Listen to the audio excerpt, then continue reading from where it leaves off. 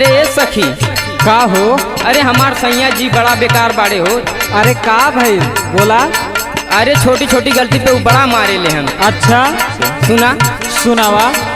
हे झूलनिया टूटी गए, हे झूलनिया टूटी गए, रतिया मारल मोर बाला मुआ हो, झूलनिया टूटी गए।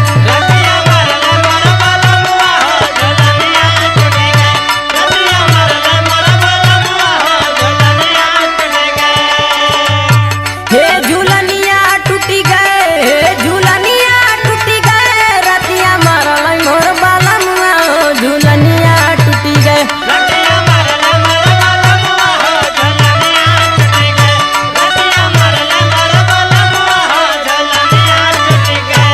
और सुना उ का कैले राती का कैले हो सखी?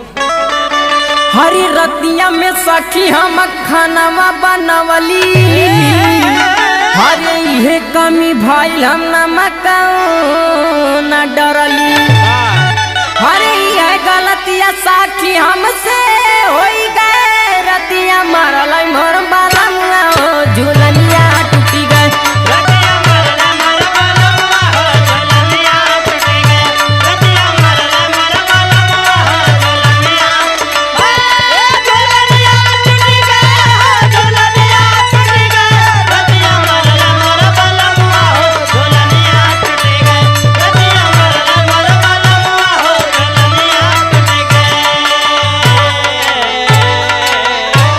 और ए सखी सुना।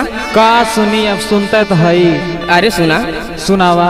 हरी रतिया में सैया मोर दारू पी के आवे, हरी आधी आधी रतिया में हम के जगले, हरे जगली नहीं राती हमसे गुस्सा होई गए, रतिया मारल मोर बाला मुआ हो, झूलनिया टूटी गए।